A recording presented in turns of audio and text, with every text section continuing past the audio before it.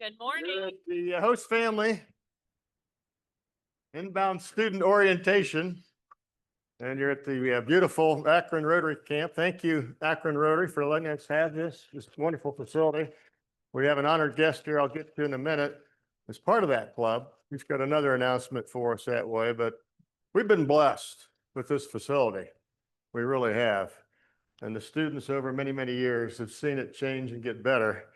So as it turns out, I don't know if it could get any nicer. You guys did such a nice job on the renovation, but my name's Kevin Wormer. I'm the general chair for our outbound program here in Northeast Ohio. Mary Uptoncamp's here. She is the chair, same exact position in Northwest Ohio. And we have both parts of the state, Northern Ohio, here today, right? Isn't it great? Best part of the state for sure. But we're going to do introductions and then we'll get into the actual program a little bit. The students are with us for a while, and then we're going to just go to the host family training. And we'll get everything accomplished before noon, I promise that way. But I want it to be interactive. I will use some PowerPoint. I'm not a big fan of PowerPoint, but we'll get away from it. So please ask questions, add comments as you deem appropriate. All right. So first, if we could, let's go ahead and have the inbound students get behind their host family, and they're going to introduce themselves and their host family. But I'm going to start while you're doing that, please. Yeah, inbound students. Gee's right there. That's good. Good, good. Tune. Are you ready, Tune? Tune's going to be first here. So Tune, you're going to introduce yourself and your host family that's here today. You don't want to start? Kevin, you want to pass this microphone to, because you're recording, right? So Sure. okay. Good So point. it's on. Okay, you're right. Good. Thank you. Would you stand, please, Tune, and introduce your host family? Hello. Yourself. Yeah, you don't have to just hold on to it. It's on. Yeah, don't worry about that. Hello. You're not going to hear it here. It's being recorded. Oh. Hello everyone. My name is Ekon Kunpongchat, or you can call me Tun. My nickname is Tun. This is my host family, Elio, and also Elio. 2 Elio squared. And what about this guy, a rebounder? Venezuela 2001, 2? Oh, I'm confused already. It's good to have you back. So these full circle, hosting an inbound student, Thank you. Elio and family, thank you. Zuki? Hello everyone, my name is Tosuke from Japan, and this is my host mother Jill, and I have a host father Dominic. And this is the second host family. The first family is now went on a cruise vacation, so I moved. So thank you. What country? Japan. Yeah, good. Hello everyone, I'm Emily from Germany, and this is my first host mom, Stacy, and over there is my third host family, Liz and Zach. Do they have names, your host family? So Just host family. She's Stacy. Oh, I missed it. Stacy. Okay, sorry. And the other? These are Liz and Zach. Okay, thank you. This is a good exercise, you guys, for us to highly recommend it. My name is Mia. I'm from Colombia. My host mom is Jessica, and my two host mom is Mary. Great. So Antwerp. Yep. Guy, Morning, good morning. everybody. I'm Guy from Brazil. This is my host mother, Marcy. Yeah, that's it, I think. I'm from Medina. Yeah. Good job. Hi, I'm Lena. I'm from Hungary, and this is my first host mother, Jessica, and my second host mother, Hillary.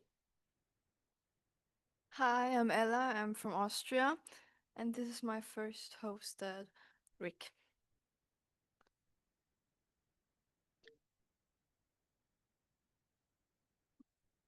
Hello everyone. My name is Luciana. I come from Peru, Arequipa, and this is my host father, Jacinto Núñez. Thank you.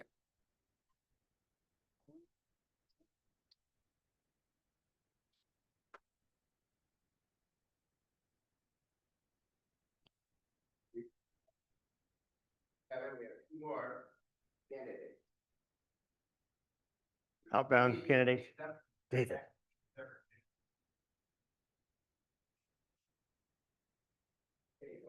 Back here. Take that, take the mic back. Sorry. Hi, I'm Raquel Graver. I'm from Hicksville. Hi, I'm Alex Freeland and I'm from Toledo.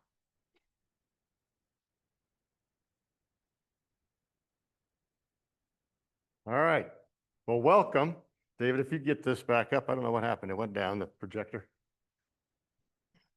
So great to have everyone. What a phenomenal program this is. The students, of course, the year of their life, quite an adventure. But for those of us that are volunteers and host parents, what a rewarding experience is in front of us. Who's new as a host parent? Okay, so we got about half. You didn't raise your hand. You're not new. Okay, he thinks he's rebounder. He's good. But in any event, we know the commitment that goes into that. The program would not work. It would not operate without the benefit of these host families and your contribution. So thank you very much for doing that. The students are blessed to have you be their family here in the United States. So I've handed out the agenda. We've lost, for whatever, everything was working fine till the meeting started, right? That's typical technical difficulties. But you see the agenda. So yeah, we've done this. I have a special introduction to make, and I would like to call on Sheila Hetrick to come up if she would. Sheila has been instrumental to our youth exchange program for many years. And as it would be, she's stepping aside a bit. We're not going to let her get away entirely, though. We're going to try to keep her hooked in. She will be the compliance officer. But I've taken over her duties as the inbound chair. Many of you have been involved with me, as well as Sheila, to get everything squared away. And I just want to take a moment and show some appreciation and gratitude for all Sheila has done. So when we needed someone the most to step up and have this program work in our district, her and Pat are the two that made that happen.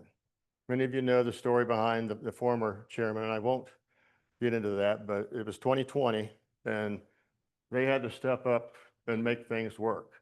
And I can't imagine anyone that would have done it any better than Sheila Hetrick has. So we're giving her just a little bit of a appreciation, a card and gift card, both, but it doesn't do justice to what she's done for our program and will continue to do. So let's give Sheila a great round of applause. Thank you so much. You got a couple announcements you're going to make, and any comments you'd like to go ahead, please. 10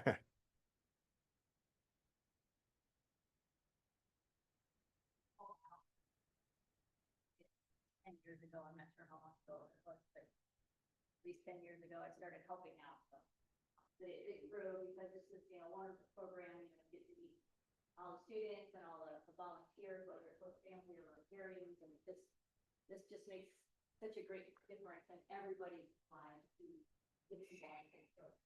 So worthwhile. Kevin, thank you for stepping up and taking over, and I'm happy to help. So if you have questions, Kevin's not available. You'll be hearing from me throughout this. Thank you. Is there anything else you want to announce or do? Yeah. Oh, yes, we are. Stu is next. So the honored guest that we have from the Akron Rotary Club, Stu Buchanan, former district governor. He was governor my first year as president of Medina, 2010-11. It was a great year, by the way, Stu. His lovely bride, Sherry, of many years, is also here. But he has a announcement to make for us. So Stu, we'll turn it over to you. This is your show now. Well, this is our pride and joy. We're happy to have you here, especially the inbound exchange students. And what I'm involved with is, I'm sorry, I can't stand up. I lost my ability to stand up and just like that about 2 weeks ago, so I'm confined to a wheelchair. But anyhow, besides that, we're going to provide the inbound students and a member of their host family a ticket to go to the Guardians game on September 11th. So put on your calendar, September 11th, to go to the Guardians game. And we will provide you with a ticket. And the host family can provide one person and they get a free ticket. In order to do this, you're gonna have to set up what they call an MLB app account to put your ticket in. Everything is done electronically, so we won't have tickets. It'll be done electronically, so who has the sheet? Yeah. Sheila has a sheet that I need filled out by each of the students. I think there are 7 or 8 of you. So that I can have your MLB account, your email, your phone number, whatever we need to get you there. So I'm gonna leave these sheets with Sheila and Patrick. And you need to fill them out before you leave today in terms of what you want to do. In addition to that, I have a little bag for each of the exchange students. Some goodies from the garden. Can the exchange students hear me okay? Yeah, just one more Can they- comment here if we can, please. Conversation, yeah. On that sheet you have, I need your name, your address, your email address. And then you have to set up the account for the Major League Baseball app to get your tickets. So my phone number and email address is on there if you have any questions. You're gonna be responsible for getting your own ride downtown. But if you don't have a ride, let Kevin, Sheila, me or Patrick know so we can make sure you get a ride. Sherry. She's handing out those bags. Now, what the heck happened to the?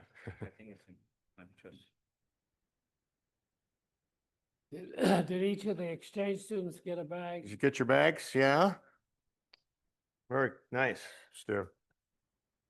Did each host parent for the inbound get 2 sheets from me?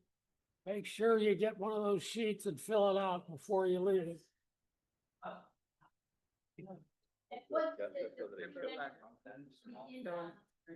There's a sheet to say whether or not. I'm letting Gary and I can know. And the permission, and it has all the information, so it's important whether or not they're coming. What else do I need? Get back to students. We want that today before they leave, or? Yeah, try to do that today before you leave. Yeah. All right. One other thing. Far from the Cleveland Hopkins area, going to the game, what we usually do is convene and carpool. So have a discussion if you're going to do the game, it's an optional, and we will carpool going into Cleveland. So communication speed, same thing with the perspective outbound, we will carpool to go over to the east side, not everybody has to drive the whole way to Cleveland. Yeah, one other thing, anybody that wants to go, that's not the exchange student or not the host family person, you can we'll provide tickets in the section where we're seated for $30. That's a bleacher seat, and we have more seats in that area that we can provide for $30. So if you want to put it on that sheet that you have, that you want extra tickets, and then we'll take care of that. Does anybody have any questions about the game on computer? So- You know about US baseball, they're playing Kansas City, which is supposed to be a good game. It's also 9/11, so that means something to the people in the US. I don't know if they'll do anything special at the game. 7:00 game. So all are welcome. And yes, it's a school night, but we allow the excuse for this special occasion. So the question is, will all the tickets be together so that the two, for the host student and the host parent will be together, but same section? That off or not? No, it's okay, I guess. Yeah, student will be within a couple of rows probably, and then. Okay. in that same section. Okay. It's okay if it stays. And one other item, in case you didn't hear it, you'll need to download the Major League Baseball app on your phone because Guardians are only using electronic tickets now.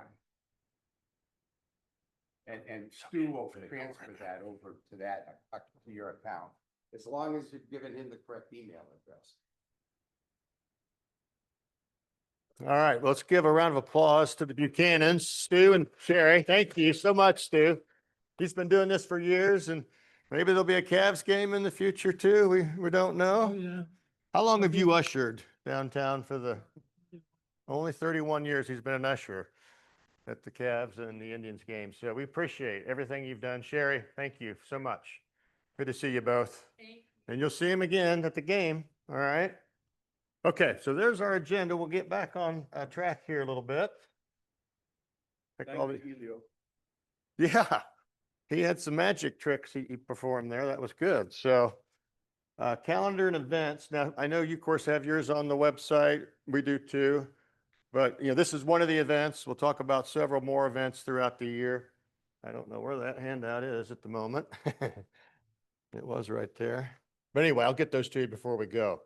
All right, let's just launch right into the travel rules and trips and the things that are important to that. All right, I'm going to need to sit here for some of it because we're recording it with Zoom. They probably won't hear you, but, you know, I'll repeat your questions or comments. I'm mic'd, of course. Did we get, yeah, you got it back. Good. All right. So travel rules and trips, you know, really the program is not meant, you know, to be a vacation, a travel program in the United States, right? It's really meant to be a cultural experience in the backyard of where they're going to reside. And they do offer some organized trips. We have an Eastern trip and a Western trip that are very cool. A lot of students have gone on those. I've been on them before too. But that'll be in March and then more like June. All right. So as it relates to independent travel, we really discourage it beyond the district. But if it's important, necessary, as it will be, you know, we do have the ability to allow that with proper prior approval. So it's important, and, you know, it seems like it kind of happens like the day before or, you know, in a spontaneous moment, but it's important if you know you have a trip coming up, something that will take you outside of our district, Northeast Ohio. Mary uses it, what, 120 miles is your rule from Northwest?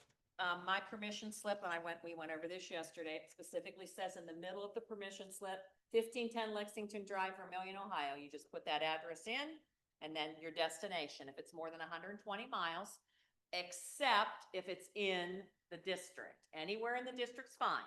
Crossing a state line, we need to know. Permission from school, we need to know. Okay, so 120 miles. So if you want to go down to Dayton, Cincinnati, it's a permission slip. If you want to go on a mini little vacation somewhere up in Indiana or Michigan, permission slip. So I'll just use an example, would be the very current, and the Henning family is graciously hosting Guy from Brazil in Medina. And they wanted to go to the University of Cincinnati and visit their daughter at school. So they did that last weekend. We completed the form. Everything was fine. Guy's going to play soccer. He's been fortunate enough to get on the JV soccer team. So he's going to have a continuous type of travel, perhaps outside the district, to, you know, opposing games. We're in the greater, you know, Cleveland conference, but Canton, you know, other places he'll go to. So we have a form that we'll sign for. It's the same form, but it's filled out differently. And then we'll have that as a, you know, constant permission for the soccer season. So I think you're going to play soccer, if I heard right. Yeah. We want to get one of those completed. The coach would sign it on the back, but a pretty straightforward form. It's on the website, but, you know, I gave you copies of it. We prefer to have it in, you know, electronic form. But if you got a scanner, you can do it this way too, the old, you know, manual way. But yeah. Concord has a different form. Right. So they're taking your form, our verbiage is different. And again, Yeah. our website has a form for you download and we just printing out a copy. I apologize, I did not make Oh. Xerox copies of. This was just an example. But yeah, go to the website and the 6630 website for us, 6600 for Mary's. And it'll be real simple to fill out. It's a fillable Word doc, and then you can forward it in email. And we can, handle a lot faster, right, that way. So, but a very important part of the program. So, it's not uncommon for students to want to go do some other things. And perhaps they even have relatives or friends, in the United States. And, I want to go to Seattle to visit, so-and-so. Well, that really isn't what the program's about. And, we have a strong obligation to make for a safe, a wonderful environment for them. And if it's out of our control, out of our area, we lose that control. We're all, most of us have been parents, so you know how this goes. You want to make sure that it works out right. So any questions on the travel form and the differences between the, Jill? Yep. The soccer team, they won't be traveling outside of Cuyahoga County. Okay, good. Then, They don't go to They don't. Canton or Akron or no, I mean, we're a very small school district. Youngstown. So it, Akron would be all right, but Youngstown or Canton would be out of the district. But if there's any opponents they play, and it's on the schedule. we'll check. Yeah, I think it's all. good question. Yesterday, we told the chairman, your club chair people, that if it is a school function, a sports function, you do not need to fill out the Oh, form. okay. If it's any type of a school activity. Okay. Now, yes, we'd like to know that they're going out of this county or out of the state on a school trip, All right. but technically you don't have to get this form filled out. You're governed by school rules then, because you're enrolled in the school district. You're covered by school rules. Okay. Any Rotary approved travel, any school approved travel, we don't require the form. It's the personal stuff that you want to do. All right. Still be nice to know, No, for I the can't, the but club stuff. counselor and the YEO that they're talking about. So, we only have, about 70 years of experience over here. I'm the newbie. 70. This is 27 years only, but yeah, I'm still learning the course and that's good. We used to do it a different way, but okay, cool. Yes, Elio. Well, like I say, at least, a day ahead, if you know about the trip, what you're going to do, you're going to go to, I speak more about urgencies, like if there's a family emergency or something like that overnight. yeah, that'd be fine. Yeah. it's not good. And Really- we'll be plugged in. Asked said yesterday that she is actually the one who handles all of this administrative work on the computer. She asked that you try to give us 2 weeks' notice. That's the dream, but she's fully capable of handling an emergency over 24 hours, 12 hours, but the important part is that the State Department requires us to do this. Not our idea. We've got enough bureaucracy, but this is a requirement of the US State Department. What it's about is knowing where your students are at all times. Yeah. That they're chaperoned. Just like when I raise my kids, grandkids, I know where everybody's at 24/7 because the safety and well-being of our students is top priority. If there's an emergency, let's say you're somewhere, we get a call that, God forbid, somebody's sick, mom, dad, grandpa in Japan or Germany, and we got to make arrangements to get that student back, or if there's some political unrest, they were on a train and there was a bomb that went off. Were the students safe? Was anybody on that train that was related to Rotary? It's knowing where the kids are 24/7. We don't want to make it difficult. I want you to experience whatever you're willing to share with your host sons or daughters. And then those organized trips, the Eastern and the Western trip are on the websites. You can go find out about those. And I'd say probably half the students go on those trips over my years of the experience. They need permission from the chair to do that. Kevin Yeah. will grant permission for Eastern and Western. I will grant permission for Eastern and Western. And let's say we're having a disciplinary issue with the student. The students have been written up for being tardy, being disrespectful. We may not want to send and authorize that, even though the parents are paying for the trip. We may say, no, we don't want to do that because of the relationship and what it means to be a Rotary Youth Ambassador. So those communication that our kids are doing well, it's a privilege, it's a gift, it's an honor to be able to do those Eastern and Western trips. And once again, on those 2 trips or 3 trips, the form on our website does not need to be filled out because the form for the travel company has a location for the chairman's signature. So that's the form that'll be filled out.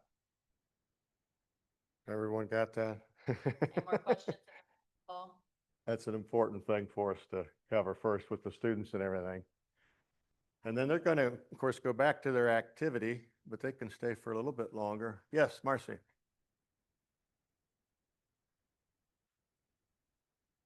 Yeah. Yeah, we handle it differently. You know, we're in a multi-district. It's got about 15 districts across the, eastern part of the United States. But our district shows the counties, Marcy, on that form that I handed out. So if you leave beyond those counties, Stark County would be an example, rural relevant.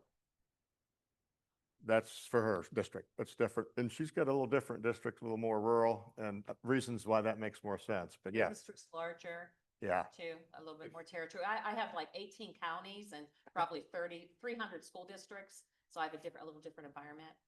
If you go to North Canton to shop at the shopping center up there, there is a provision for you to be able to fill out a multiple use form. Yeah. Just filling it out one time.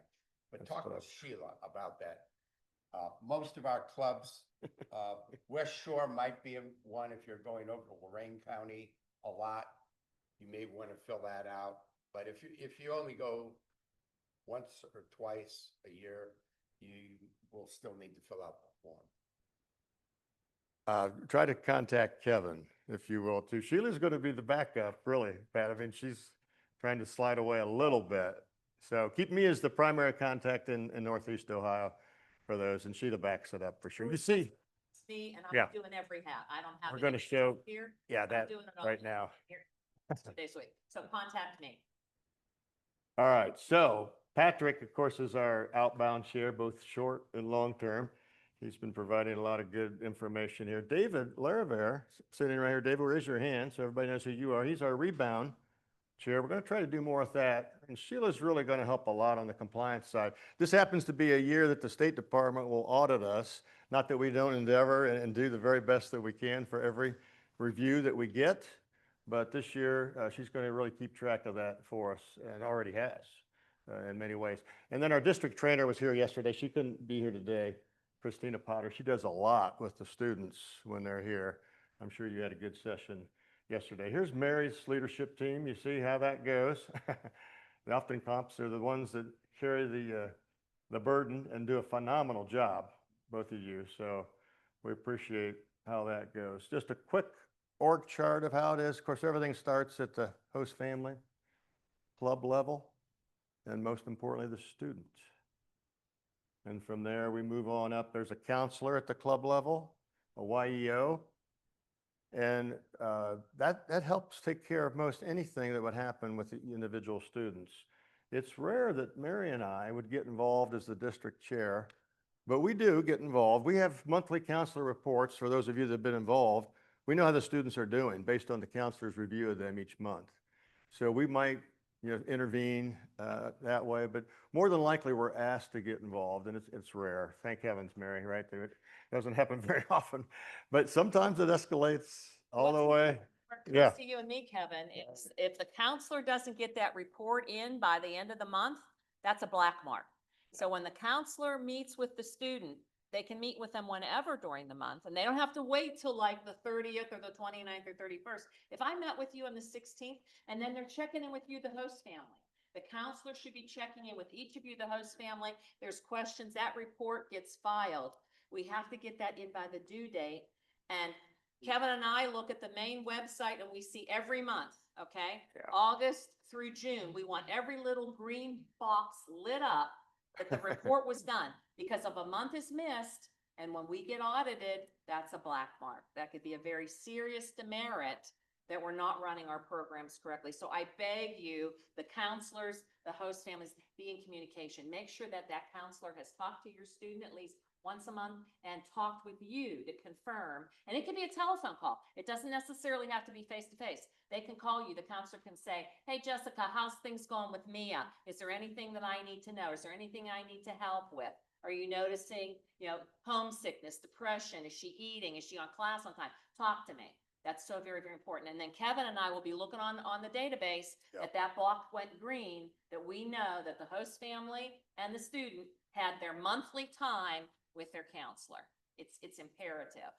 Most counselors will be involved more than just on a monthly basis, but for sure, that's the requirement that they have. Very often they see him even weekly or talk to him at least weekly. And so then we're governed by a district governor. Bob Oborn is ours currently. Yours is Pam Brumbaugh. And some people that were here yesterday did meet Bob Oborn. Yeah. In Pam's absence, we had the district governor nominee, which means 2 years removed. Lee Peters was here yesterday to greet all the students. So the governors are in charge of the districts, and then Kevin and I are in charge of the youth exchange program. So we have a strong leadership group that's been involved with Rotary and Youth Exchange for a long period of time. That's why our program is so good. Happy birthday, Youth Exchange, 50 years in our district. We're celebrating that. We had the benefit last Tuesday morning of having our original exchange student back to Medina. She went to Japan. She'd just been over there in the last year to visit that club. But what a rewarding experience. She said, I would have stayed in Medina County. I probably would have never chosen the field that I went into. She lives in DC, has worked in the government and everything, had it not been for this wonderful program. And, about 5,000 students a year now in 30 different countries. All of us volunteers. It won't happen without the volunteers in this room. It's a commitment. You guys are wonderful, though. And we explained our districts here, but we are a part of this Ohio area multi-district. The benefit of that is with those 15 different districts, now the state of Alabama is included too. Think about it from Ohio to Florida, if you would. Excludes the northeast part of the United States, but we have country contacts that work closely with the other people in the individual countries, and they provide great resource for us as it relates to administering the program. All right, we're going to spend a little more time on this, and then I'm going to ask the students to go ahead and go, but we're going to make sure it's a safe program. We have a commitment around that, not just for Youth Exchange, but also in the greater good and all the youth activities that Rotary is involved with. But this program, you've all been vetted and approved that way. And that's because you have continuous contact with youth in a situation that way.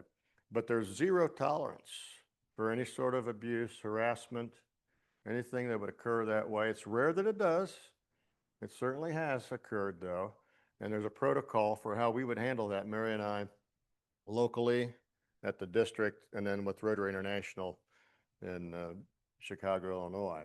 So in any event, we'll save the rest of that later. And I'll just show this last thing, and then students can go. But kind of gives you the idea where Ohio Erie fits in, a sponsoring district, a hosting district. They're in the middle, kind of like the broker, if you would, I guess, if people understand that term, for the youth exchange program in the various countries. So any questions on that part of it? All right, the students are dismissed back to their activity. So thank you.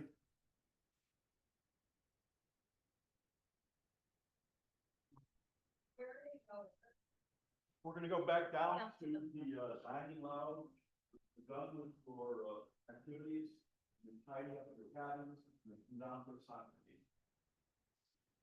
Oh, so let's do that.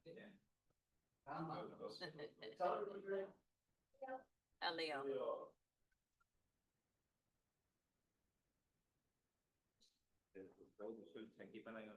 Go ahead and pass them down. Yeah.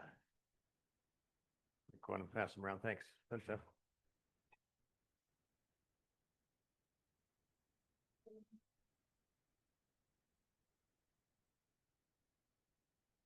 All right, so we're going to get into the part of the host family orientation here.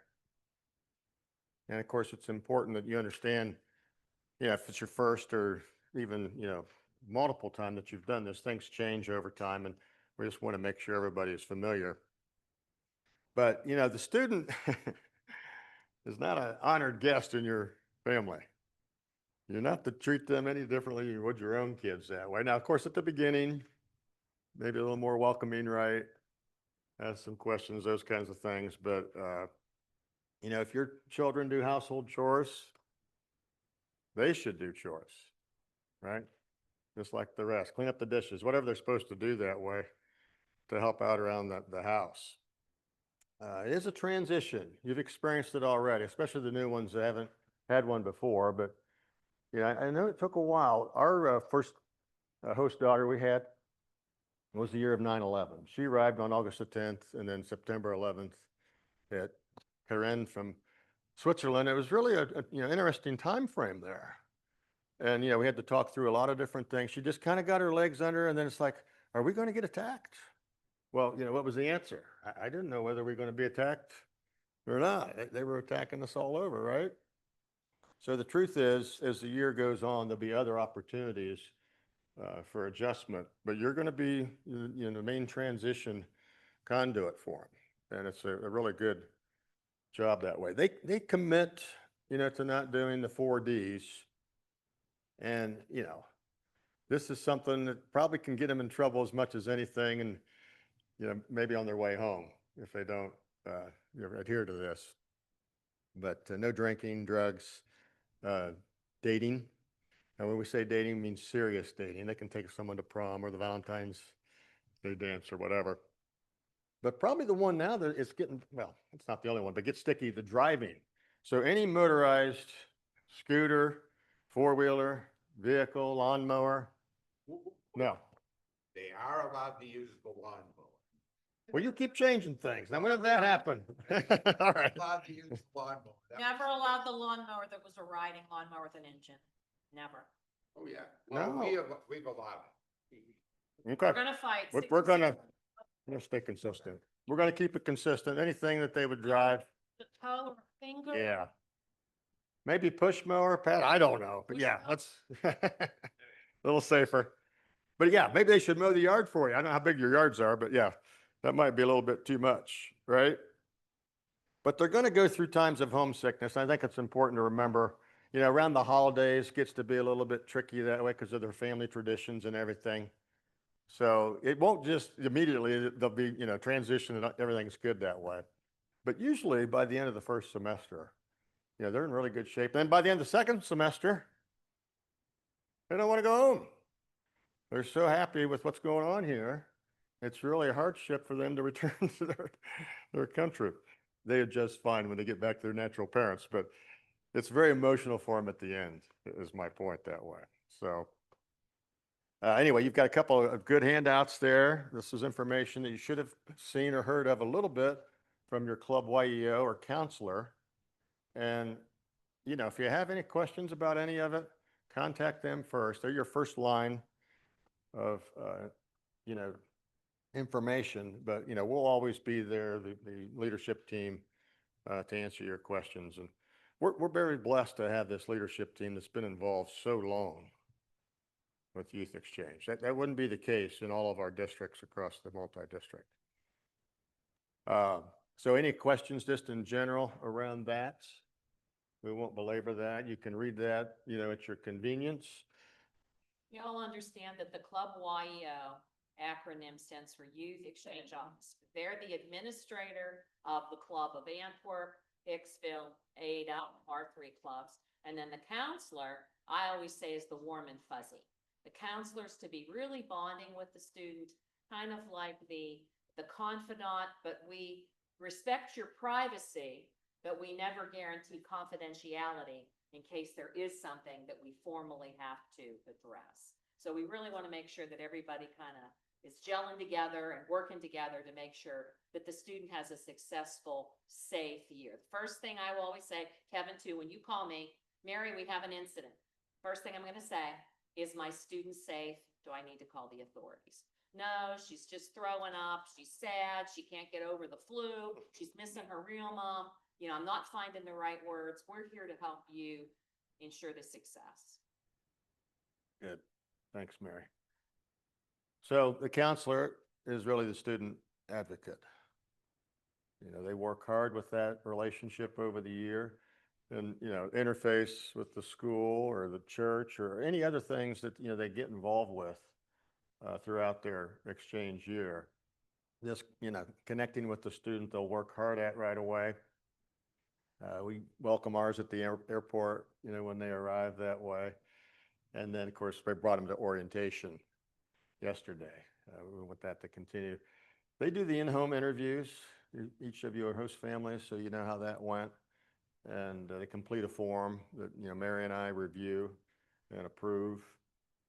And, then they have this first night questions thing that they'll try to use to kind of warm up with the student that way. But each of them has their own style. Did everybody have a chance to use that first night questions? Use them? You're aware of it? Most of you should have received it from your club. From YO Yeah. Club Counselor, did you get your first night questions? Okay, well then, I would invite you to visit RotaryDistrict6600.org. Yeah. Click on RYE, go down through, and that one blue paragraph, you want to click on first night questions or beginning questions, and there would be a hard copy. But that should have been shared with like the orientation of the home, right? Yeah, The icebreaker. That's normally where it's at. What am I allowed to do? Am I allowed to use the technology, get in the refrigerator? Is, the liquor cabinet's locked, that do not touch the liquor cabinet? Like, what are the rules of the house? Right. So that we can get comfortable. And there's personal questions on there. Yeah. but Really, in reality, they're questions that your children have learned from experience, but these kids don't know those rules. And they really need to, so they can adjust into your family.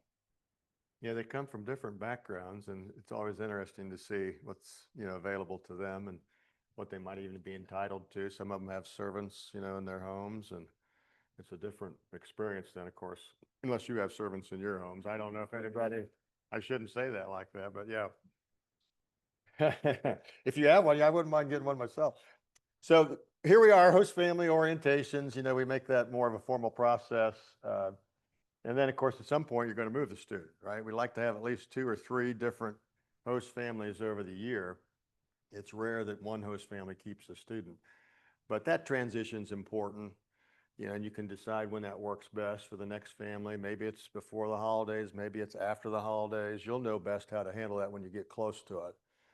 Some will wait till the end of the semester, which usually runs into January or whatever, but so that it works well for everybody's schedules, right? Your schedule, the next host family, and the student will feel, comfortable with everything too. And they all came with their emergency money.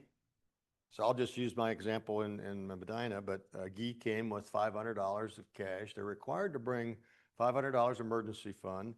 This is really a backstop. It's not meant to actually be used, only in an emergency, right? So of course they have health insurance. They purchased a $1,000 health insurance policy. It doesn't cover everything though. No insurance policy does that I'm aware of. So, some of those things may have to come out of this emergency fund that way. But the intent is that $500 that Guy and I went to the Huntington Bank and put in a separate account, that's to stay there. And he'll get it when he returns home, as long as nothing, happened where he needed to use that, right? So, yes, Elio. Get a copy of what's covered and what not on that policy. Well, I would recommend, talking to the agent and the third-party administrator. We can give you that information. But yeah, you like read insurance policies? Really? This is some, I was his counselor back in the day. I didn't know he liked to read insurance policies, but if you do, I will get you one. I've read them my whole life. I have 45 years in insurance business, but I don't recommend it.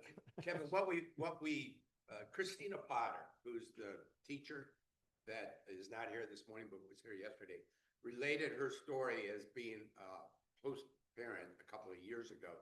Her exchange student broke his arm on a Sunday night at a soccer game.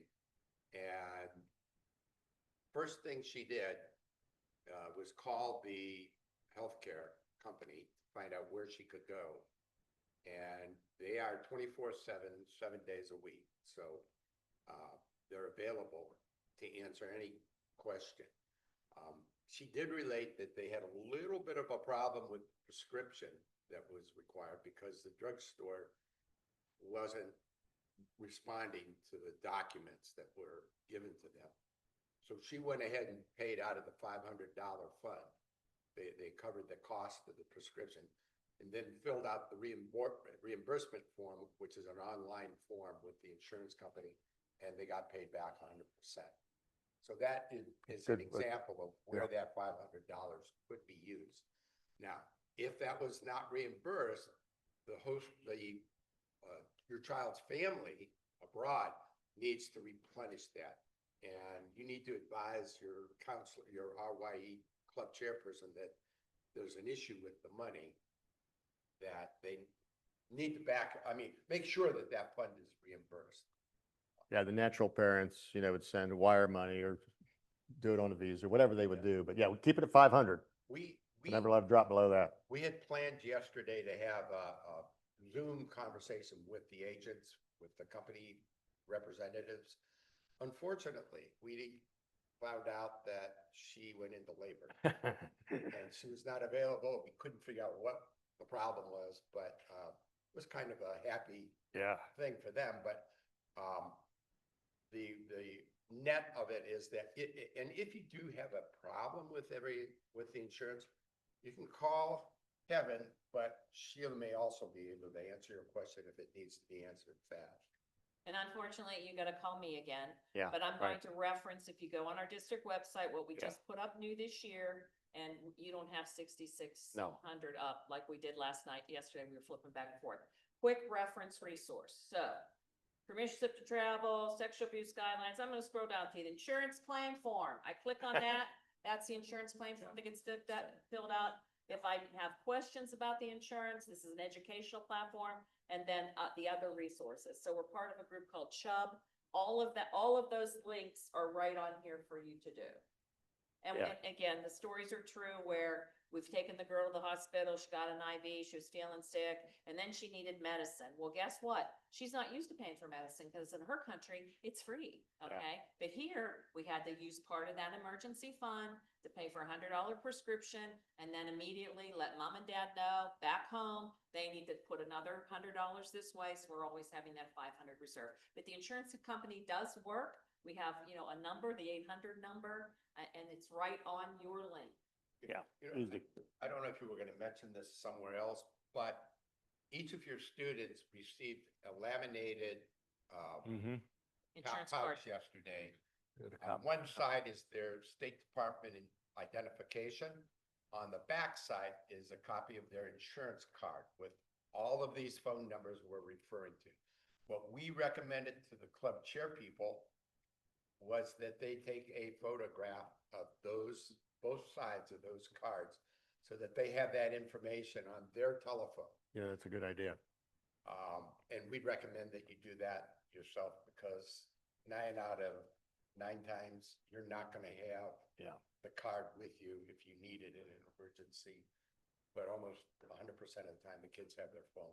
In urgent care, you show up there, they're going to want your insurance card right away, so you'd have it on the phone. The student may be, back in the room or whatever. So yeah, it's a good best practice.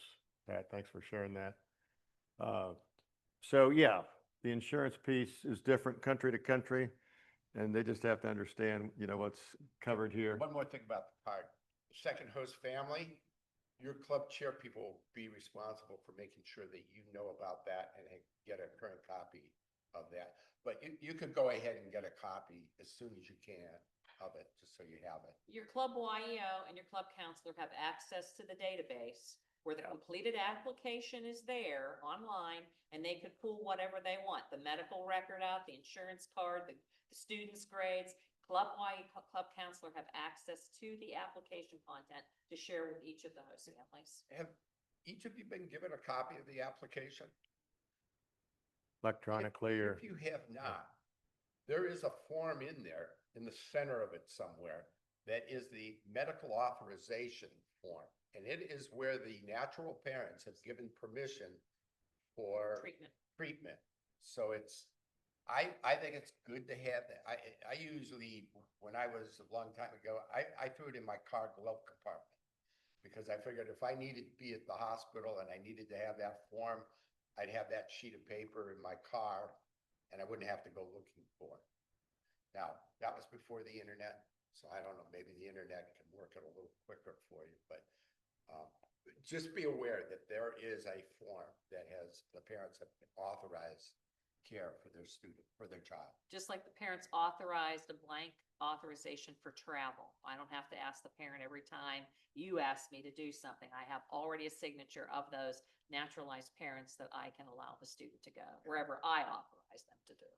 And the only other bill that, I would make to the medical and all that, it's kind of good, I guess, that they at least are aware, who your doctor, your dentist, whoever it might be.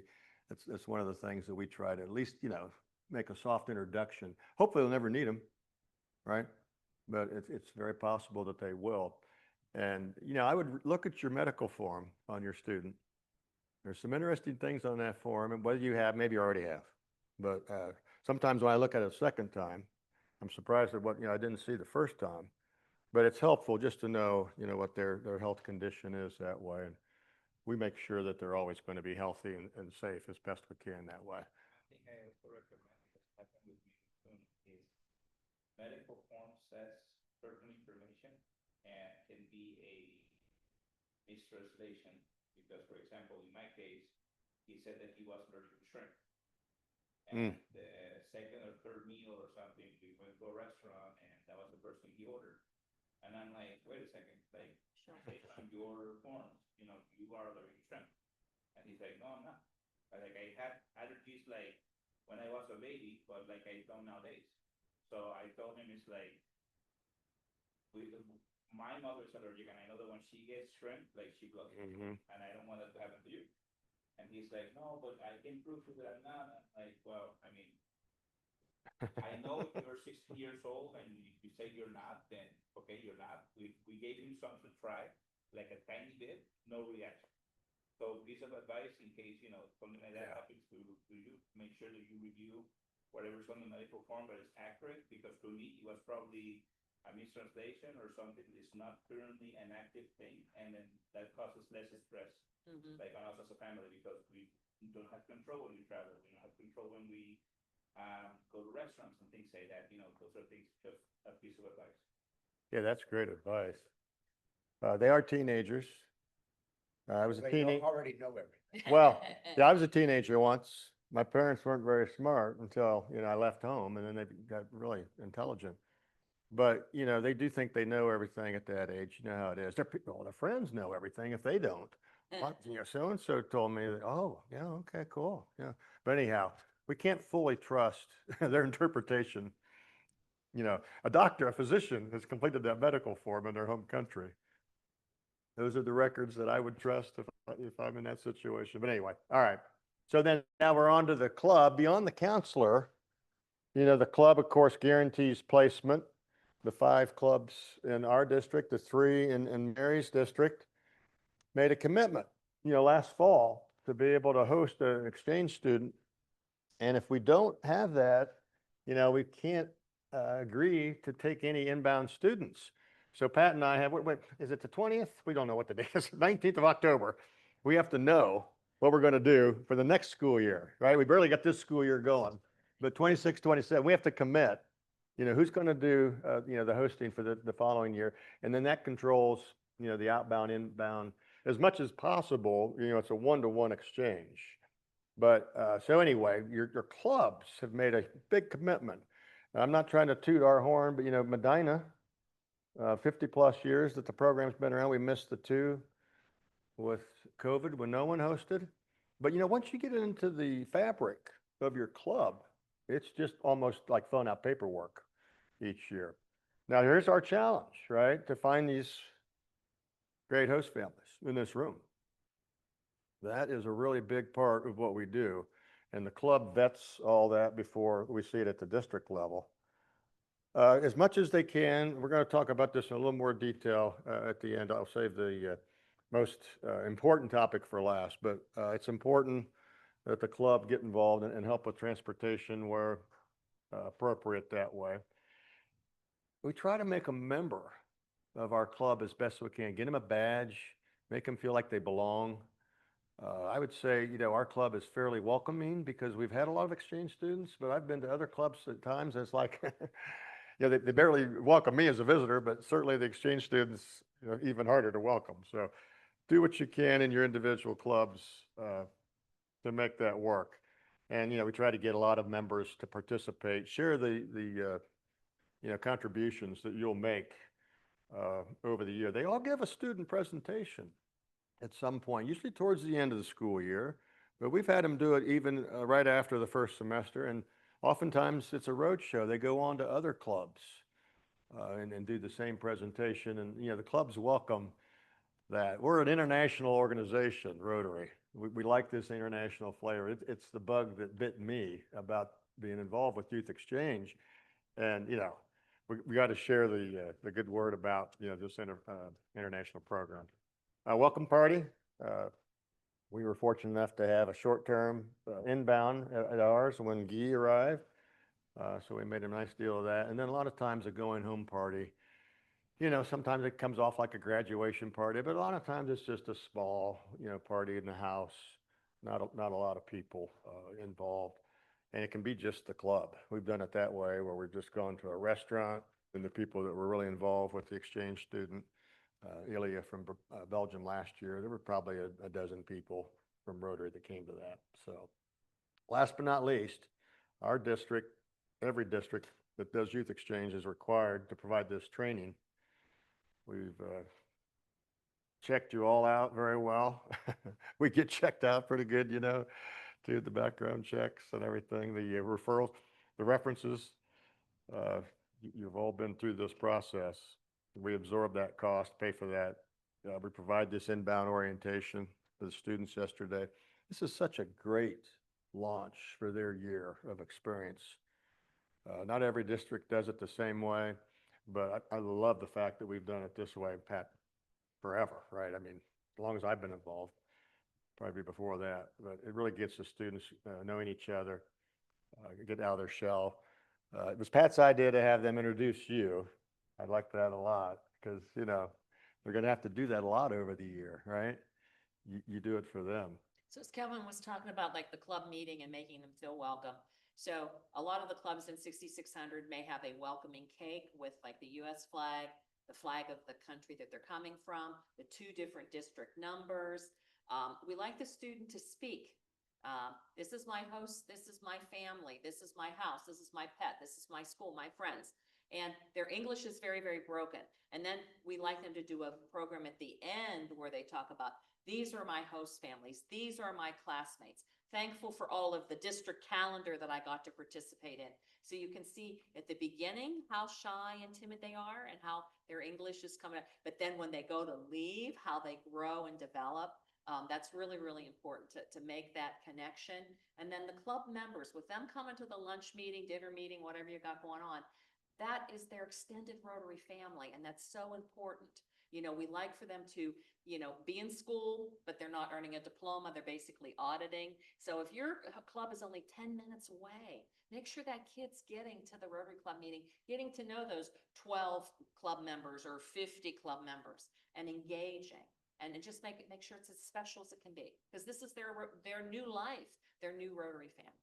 Yeah, think about they have a big family back home, right? We're just trying to surround them with a nice sized family here of Rotarians. So this orientation's an overnight, as you well know, and they'll have 2 more before the year's over. The next one will be when we do the outbound interviews. So the other thing that's really great about the way this comes off is that, you know, we have the inbound students, we have potential outbound students, and then, you know, we have rebound students that get involved in the program. And so they can see it through many different lenses, right? But it really does help. And then, of course, they've got more time. Something about the overnight, you know, we've been talking about the overnights, but it really does get them a lot closer when they stay here. And we get to learn more about them too. I'm very honest about that. We have 2 here from 6600. The fact that they're here, and I really encourage it, they're meeting the 8 international students, so they're getting an idea. They get to write on their application their 10 top choices. So if there's someone here from Belgium, someone here from Japan, Taiwan, Thailand, Brazil, they're making a friendship already.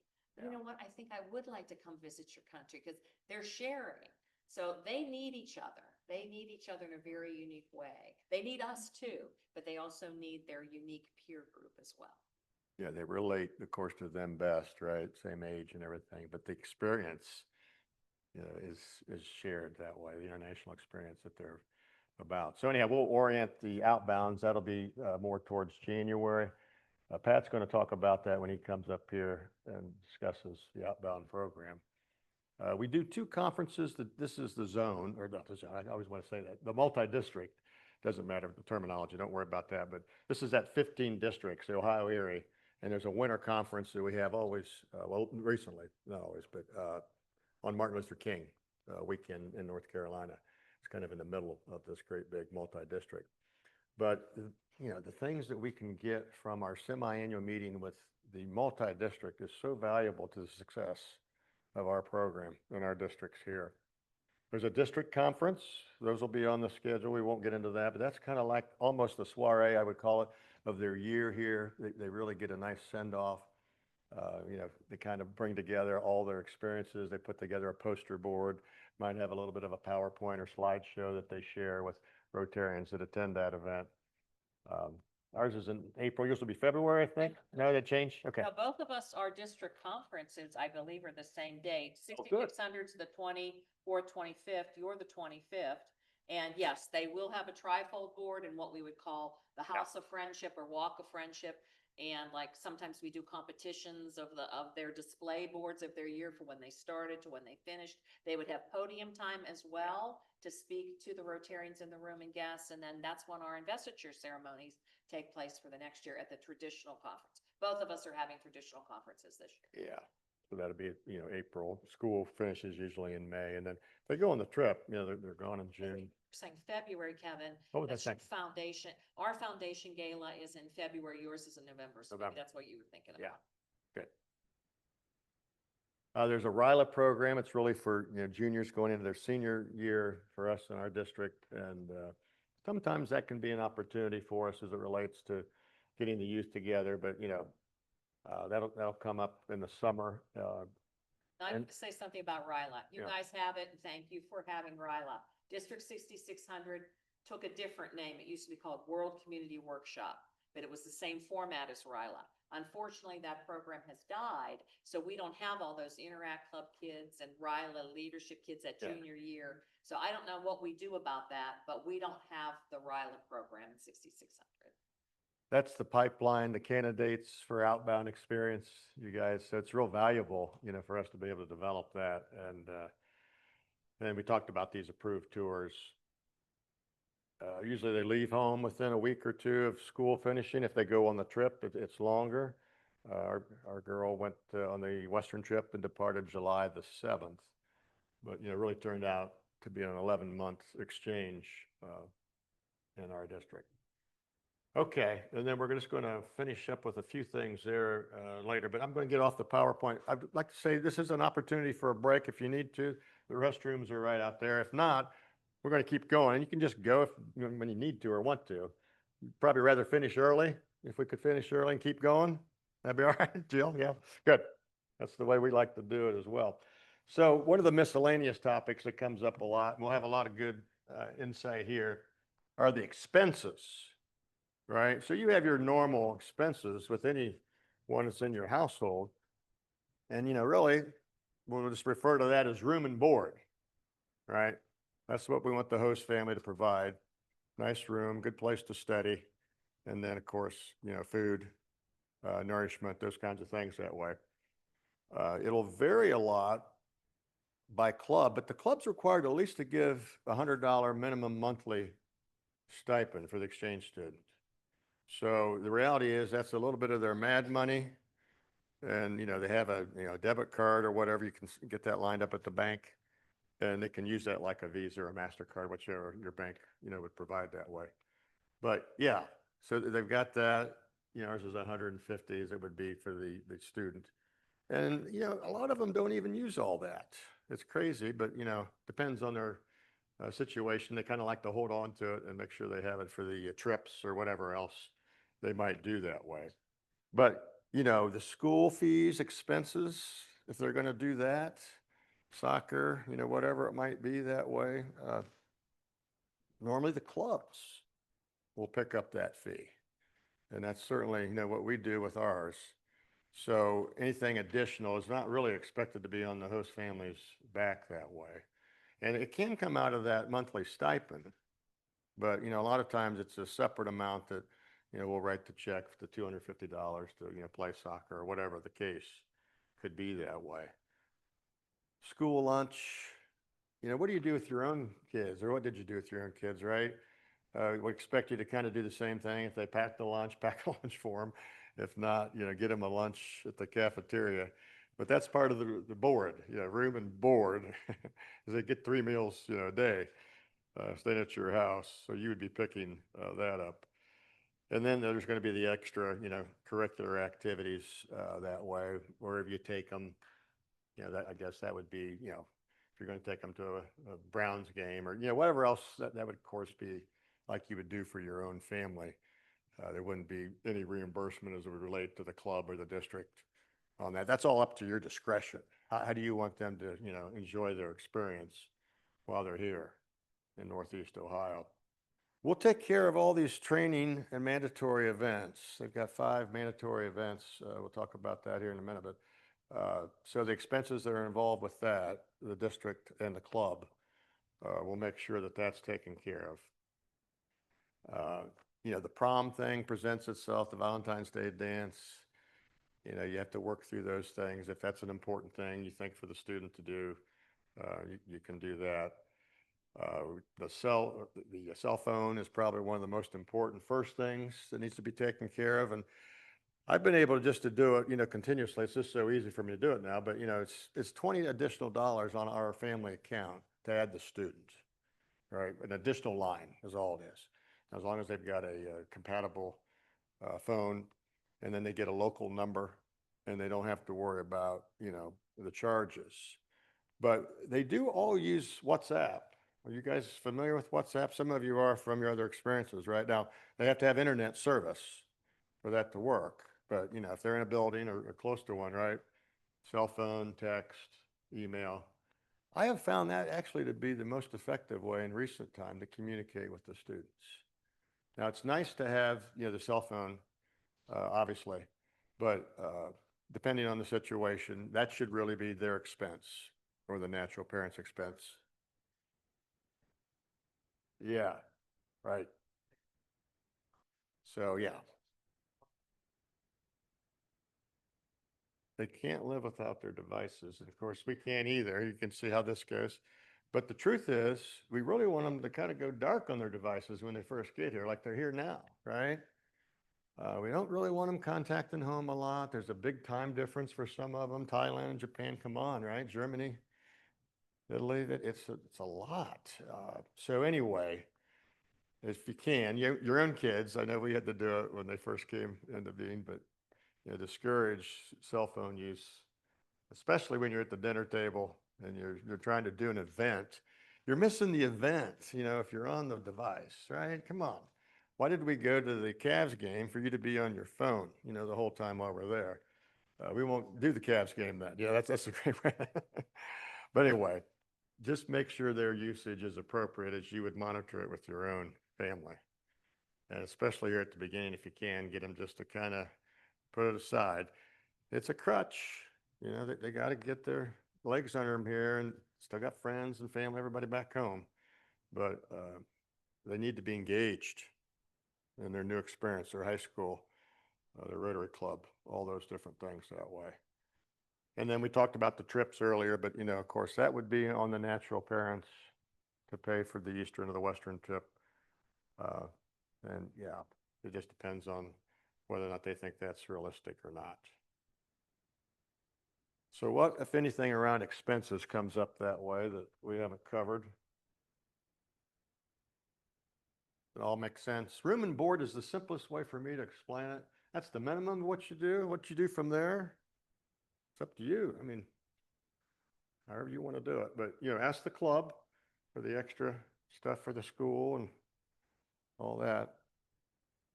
Okay? All right, good. So we're actually almost on time, which is really good. I think we're going to be done early, which is even better, right?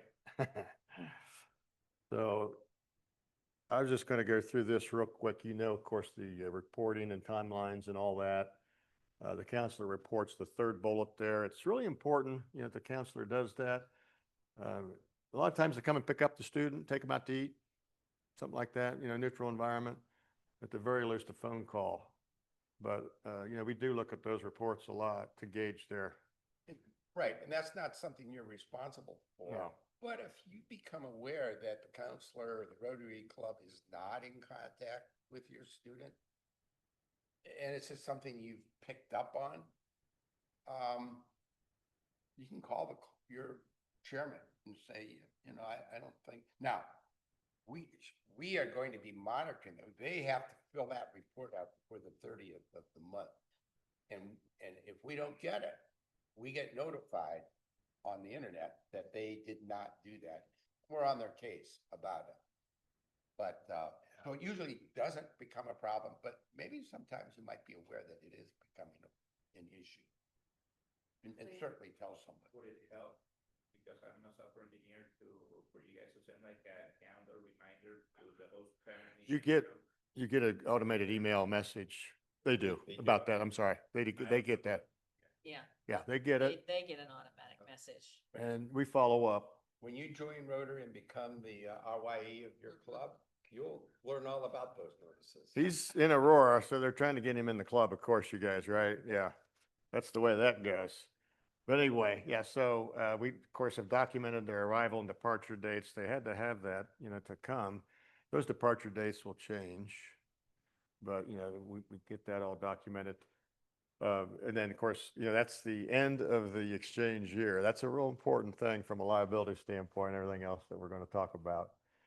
You guys did the training. You know how this all went. Thank you for completing the training. It's very meaningful, the online training. And it does help a lot. And of course, we wouldn't be a certified youth exchange district, you know, without all that. So we're talking about the websites, and they're going to be different that way, but this is our district website. Mary's alluded to 6600.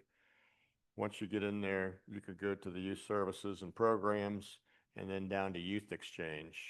And there's all kinds of information there, not the least of which is the calendar of events, which we try to keep up on the district, so you know those things, what's going on with the students and everything that way. But yeah, it's a very meaningful spot for information that way. I guess that's just a continuation of that. But let's talk about the exchange year a little bit, because it'll be over before we know it, right? We're already talking about the next exchange year, so it's like crazy. So here we are, right? The mandatory event, the original orientation. And then we do this February one. I got them out of sequence. I don't know how that happened. Actually, third bullet December is going to be the next one, that overnight and the outbound interviews. And we have to have those all completed by December in order to get them to the multi-district to start placing the students. So that'll be an opportunity. And then the third overnight is at February 21, 22. So those are all right here. And, you know, we'll be here. You guys may drop them off or pick them up or whatever, but, you know, we'll be the chaperones, obviously.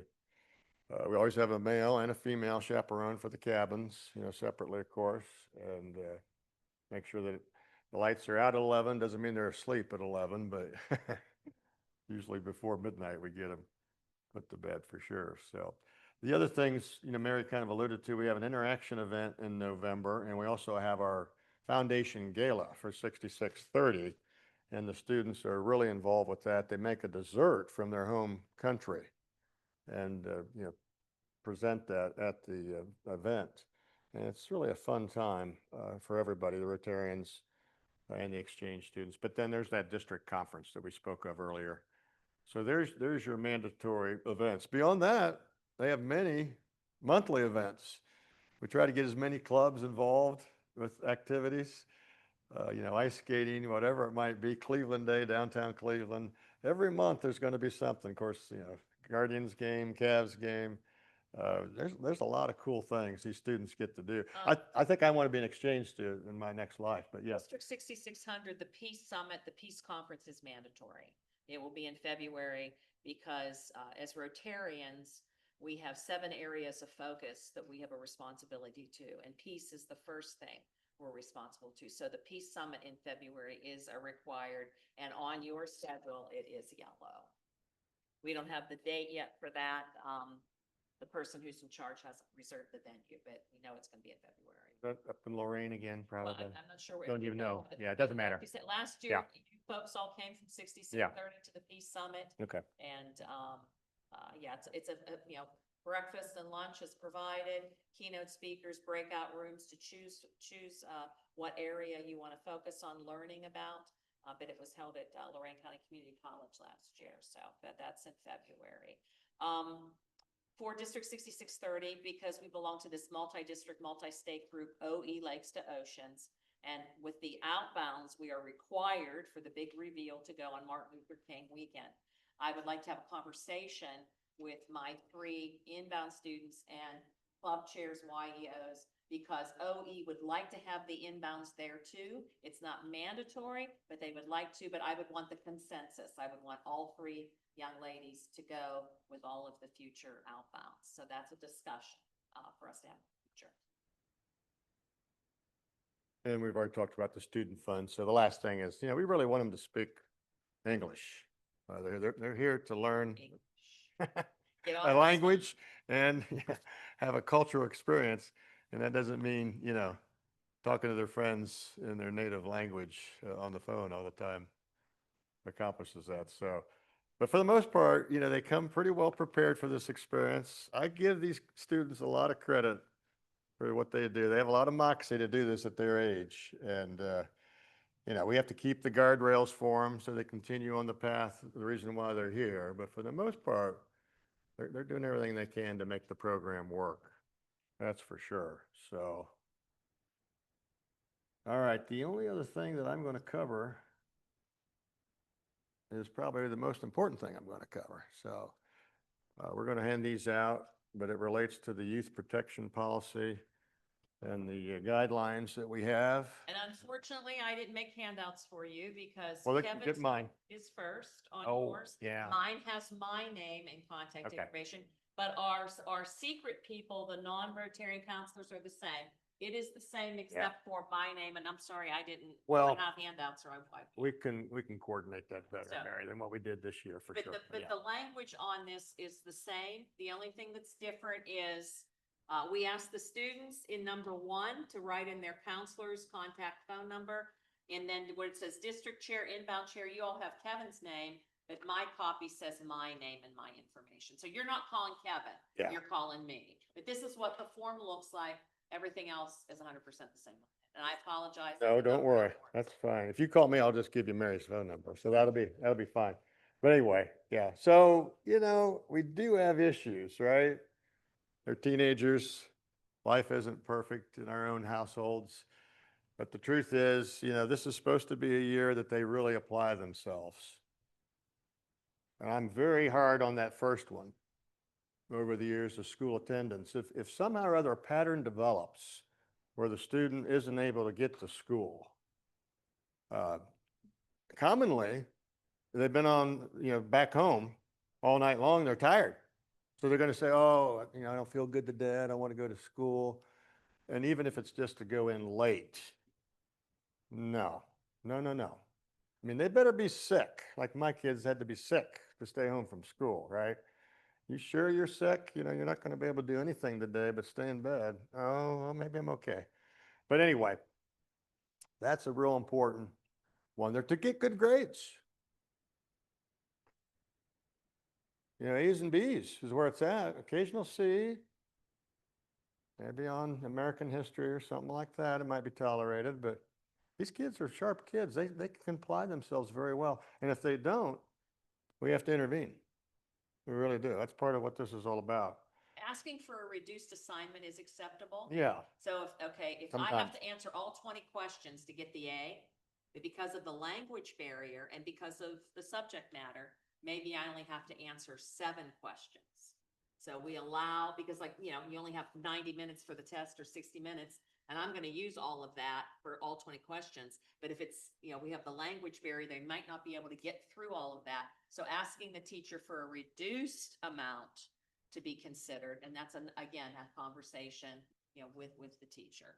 I guess with academics, I've always been a little more stringent. And as a guideline, if your student is from Northern Europe, they have told me consistently, year after year, that our schools are easy. So as far as I'm concerned, if they're from Northern Europe, they better have A's and B's on their report card. Yeah. If they show up with a D, to me, that's a flag that something is not right. They are not applying themselves. They may be getting into trouble at school. It's a flag to tell me we got to find out what's going on. If there is a language problem and you recognize it at the beginning, you can be a little more lenient with that strict rule. But as far as Europeans are concerned, I'm sorry. You've had 9 or 10 or 9 years of English already. You know this, and you've seen all our TV shows and our movies. So you know all the colloquial expressions. So there's no excuse for you not to be getting good grades. So That's I mean, good, that's yeah. a factor of teenage life. Yeah. So what you hear again, it's not a year of vacation in your house. I did want to mention the Yeah. visa that they are here on. Oh, yeah. The J1 visa is by our government considered an academic visa. So they must perform in school. Now, as Rotarians, we really appreciate the cultural and the peacemaking aspect of the program. So we're not as strict on academics, especially since they will not be taking their credits back. Almost 100% won't be taking credits back or won't be graduating with their classmates. It's just something we're aware of, but they still have to apply themselves. They cannot be a nuisance in the school or in the classroom. They're not there to be a problem. And it's really pretty rare that is the case, but it Yeah. does happen. It really like does. Nuisance. Yeah. I had 2 scenarios real quick. Classroom. The student would not put his phone down in the classroom. They put up with him. They didn't kick him out of class and they didn't send him home, and the club would have had the right to call the chair and say, the student needs to be removed and sent home. But the very day school was out, the next day he was on the plane going home. That's it. It's over. Had another student, I need to talk to my girlfriend. She has to wake me up. I have to talk to my mom. So every night from midnight till 3 in the morning, he was on the phone to Ecuador. He was written up for it, given a contract. I talked to him on the phone and I said, do not defy me. Put the phone down. If mom and dad say no technology after 11 p.m., that's it.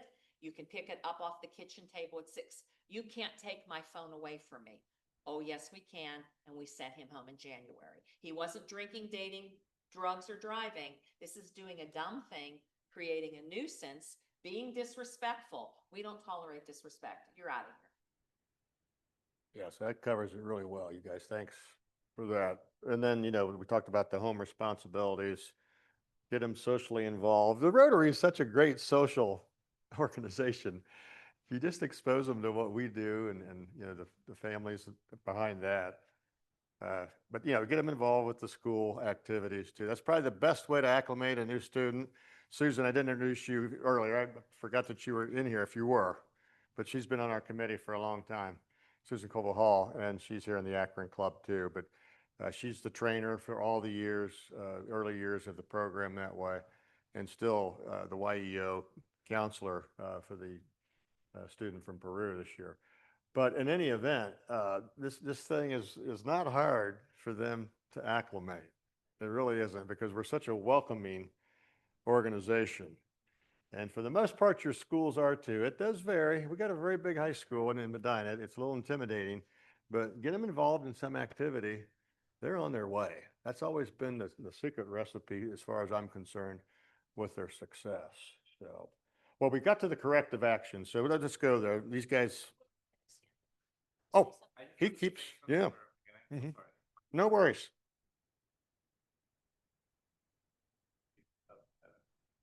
And he was placed as a senior because of his skills that he brought from Venezuela.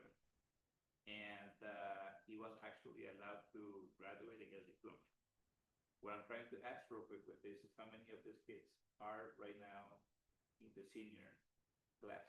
Any of them? Junior, as far as I'm All concerned. junior, sophomore, Anyone is junior? Yeah, sophomore? Sophomore even, yeah. Junior. Okay, good.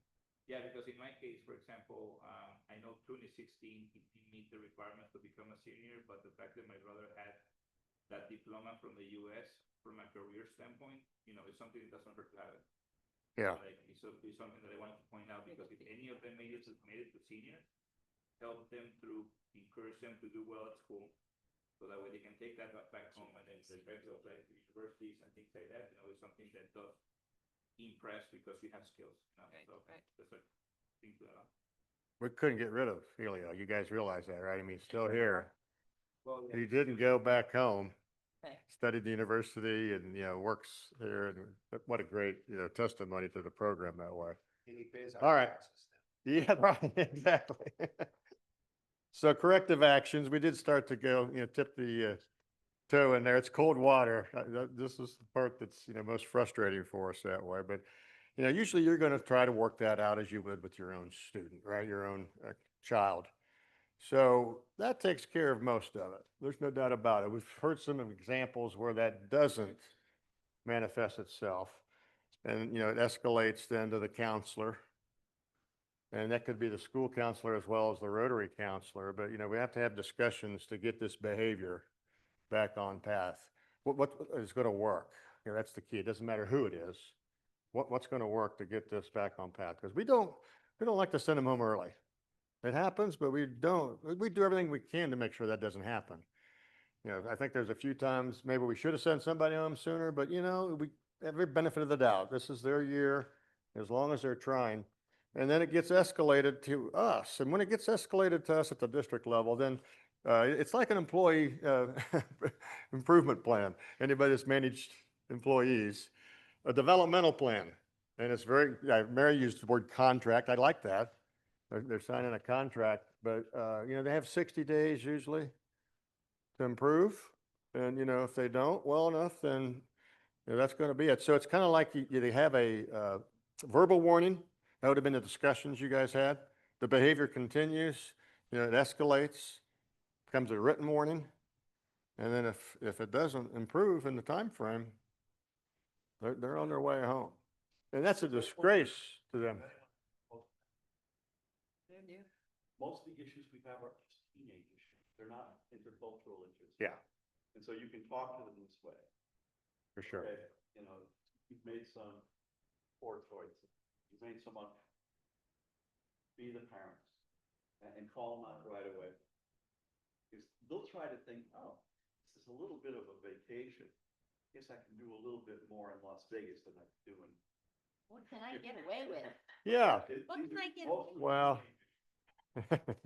if we just all think about when we were teenagers and the things we got away with that our parents didn't even know, still wouldn't know to this day, they're living that life. That's the life you're in right then. So anyway, but just know that we have a process, a very formal process. It's been very effective, and very few have hit the button there at the bottom, the termination of the exchange. So that part of it is very, very good. Oh, You wait on that. use the key word, termination and exchange. So Kevin has the authority and I have the authority. We're the only two people that can send a student home. Not a host family, not a club YO, not a club counselor. And we take it to heart when we do. And he's got to respond and I have to respond. And that's going to the Department of State. Why am I sending the student home? If I'm sending them home because of a discipline, the drinking, the driving, the dating, the drugs, that's going against their passport. They're not getting back in the US for 7 years. It is a black mark against their credentials. And we take that very seriously. So we're all in it together. Host families, I know that you're going to be sometimes pushed and stretched, and some families will put up with a lot before they're ready to pull out their hair. And like, we had a situation where the boy had been written up 4 times. He was tardy every single day. We said the driver is taking you to school because mom and dad have businesses to run. The other kids have to get out the door, and we want your seat in the seat of the car seat at it's 7:25. At 7:25, he was coming down the steps to make his eggs. He made the whole house tardy. So the chair showed up unannounced as a surprise visit to the host family and said to Ma, and he was from France, to Ma, I want you to gather your things. I'm going to help you pack them. You're coming home with me to the chair's home, and I'm negotiating a new ticket. You're going home. The mom starts to cry. The host parents start to cry. They put up with it, but it caused such divide with their own teenage children that this teenager got away with murder in the house where we had to toe the line. But I want to say, we all remain friends with Tama, and he is doing phenomenal. He is in the military. He's doing all kinds of wonderful things in France. He's engaged, but he was a little stinker. I will say this. He told his host mother, you don't know how to cook French food. You do not know how to cook at all. He also cooked a meal and set the hot pot on her kitchen oak table and scorched it. And that host family could have come to the club and said, he scored my table. This was a gift, a wedding gift from my in-laws. I want the table replaced. They did not. He refused to change his bed sheets. When he left, they threw the mattress out. So you host parents, I love you, I love you, I love you. And I hope nothing like this happens, but know that when the chair shows up at your doorstep to take the kid home, we're doing it for a reason. We're not going to, but then they said, no, we'll forgive. But anyway, he turned out to be a remarkable young man. But I just want to, again, Kevin and I can do the termination, and then we mark the box. Why is that student going home? So it's very serious, very serious. They get every opportunity to improve. And most of them do. Thank heavens that way. So, all right, last but not least is the handout. And of course, we have a very formal and, strict policy on harassment, abuse, and a very strong protocol and how that gets handled. So this has come up a lot more in recent time. We're all aware of, what's going on in the church environments, the scouting organizations, youth exchange, all the different organizations involved with youth have gone through this process. But we have that zero tolerance, policy at the international level. And then we have a district policy that, makes it very apparent to each and every Rotarian what their responsibilities are. And then as it relates to the way we, implement that with youth exchange, it really goes like this. Okay, it's pretty simple, but, we have continuous contact with these youth, a lot of times one-on-one contact even, right? That's why we're vetted and approved the way that we are. All right, and that happens every year. It's not a once and done vetting. How many times we're going to take those courses, you guys, right? Every year. A lot. We're going to take them. But anyhow, there's good reminders in any continuous education that way. But the truth is that continuous contact, I feel like we have pretty good control around. The casual contact is the other side of it that is a little bit harder to implement and administer. So casual contact would be, like this. Could be a friend of the host family, could be a Rotarian that's not involved in youth exchange or whatever. They want to take them somewhere, wherever. Starbucks is a good enough example, but maybe they're taking them, downtown for something, or I got to get some Northwest Ohio stuff. They're going to Toledo Zoo, and but it's a person that's not really even aware of our youth protection policy, let alone vetted and approved, right? So the person, yeah, that's good. But the truth is, they have to have someone else with them. There have to be two adults in that casual contact. Yeah, I think state statute maybe goes a little bit like this. I haven't read it in recent time, but as it relates to youth, they're supposed to, in this situation, always be within line of sight. They define that, I think, briefly in Ohio statute as 30 feet, so that they're not unchaperoned, more than 30 feet away. That's a little bit tough, right? But nonetheless, that would be the standard that we'd be held to for this casual contact. So don't take it lightly who else they would be involved with that way, just because you've known them for a long period of time. Make sure there is the second adult. But with the Rotarians, it's usually, like husband and wife. That's the way that works out best that way. The thing that's rough about this, you guys, is that, we really want the Rotarians to be involved with the students, to treat them like their family. And then we put up, these roadblocks, these detours, as they say it, and they almost like, well, I don't want any involvement there. I don't, yeah. And then, of course, when we see the incidents that, sometimes get declared, rarely get declared. But then it's like, okay, well, that would have probably been avoided if we would have followed proper protocol. There would have been another adult present. There would have been very little misunderstanding about what was being discussed. But, in our conversations, right, we talk about a lot of different things that way, and we don't know what's going to be offensive to another person, right? Their culture is different than our own. But the truth is, keep it on the normal, type things that way, and there'll be no question around that. And if there is a misinterpretation, then of course we can vet that. And most of those, as we go through the reporting, evaluation of that with the forum, the protocol, they're misunderstandings. There was no intent for harm to the student. And we interview and we review that very, very closely. And it ends up, in a portal, RI. And like, Mary and Pat have both said, the State Department, all those different things. So this part of it is really important. But, for you guys, the continuous contact, you can do anything, everything that you think's appropriate that way, one-on-one with them. But as casual contact goes, it should be another adult, always present.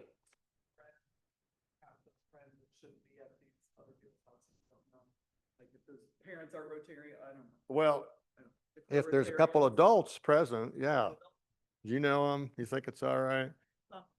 Yeah. Yeah. So let me say this, Right. okay, you have children. Would you let your children go to that home and hang out? Yeah, that's a good, So, yeah. It's a group of kids, Yeah. but that's fine. And Yes. Your daughter might be with them, if that's a normal, friendly household that they normally go, and but again, we can all pass a background check, we can all get a reference, and we don't all know what goes on behind closed doors, so that's why we're careful. And maybe you've been at a party with those people, and they've been a little drinking too much, a little too touchy-feely, a little inappropriate jokes. We don't want our teens exposed to that. We want to keep a real clean program. But if your daughter's going to a friend's house, you've known these people for years, and you're comfortable, then that's fine. That's fine. And some are teachers at school, so I know they don't. Well, and that's, Yeah. I've had teachers that do things that are inappropriate with students too. So Yeah. we all know, but like I said, if you've got to keep it, what time you going, what time you coming back? Okay, then all of a sudden you're not at the house, you're going to the mall. You didn't ask me permission to go to the mall. Everything is a permission, constant check-in, every couple hour check-in. Don't just let them go take off for 4 or 5 hours without talking to you. Constant check. But I agree, it's, Yeah. if like, let's say I have a friend, somebody in the Rotary Club says, Mary, I have an extra ticket for the theater, and it's the Notebook playing in Cleveland. Cleveland Playhouse, they're doing the Notebook. I have an extra ticket, my husband and I are going, and my daughter couldn't go, we always get 3 seats. Could I take the exchange? As long as it's the husband and wife, the dual control, going to the theater and coming back, and then maybe you check in. Hey, how was the theater? Like, did you enjoy the show? Like, what went on? Like, make sure that communication is there. Yes. Say Well, that again. no, well, in your case, because Cleveland is out of the district and it's not on my approved list that we're going here. That's right, exactly. But maybe you're going to Toledo, there's a theater, the Stranahan, is it in Toledo? Maybe you're taking them all to the Stranahan. Yes, you don't need a permission slip for the Stranahan. You just need to be in charge of who's going to be with your daughter, your host daughter. So any questions around that? We've given you some examples of it. Every incident will be reported and investigated thoroughly and captured, on the Rotary website, International Hub portal website they have, and yeah. We have a What- right, Rotary adopted the a policy Yeah. years ago too at our level, that our Rotary Club meetings are supposed to be harassment-free and pleasant. Yes. So if the guys are telling dirty jokes, that's not an environment that I want to be in. And if I tell you, you know, your jokes are too colorful, please refrain from that. If they don't, they're going to be reported. We don't put up with that.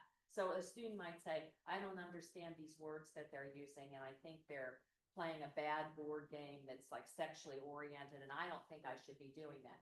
They have a right to say that, you know, that those words and that's not the environment that I want to be in. And then we will address it. It should be formally addressed. Sometimes it's with their own peers, their students. Some of the incidents we've had that way have been very interesting, but okay, so enough on that, but it's so important. I want to make sure we spend enough time on that. We're going to shift gears and Pat's going to come up and talk about our outbound program. We've got a captive audience. We want to make you guys outbound ambassadors for us. The program succeeds only because of that. And Pat Kelly. Rotary International is really the last of the true exchange programs. For every American student that goes out, there's a foreign student from that country coming in. Now, because we are part of a multi-district, 15 other Rotary districts, we don't necessarily feel that at our district level, but somewhere in that multi-district, if you have a student from Germany, there is an American going to Germany. So it's a true one-for-one exchange.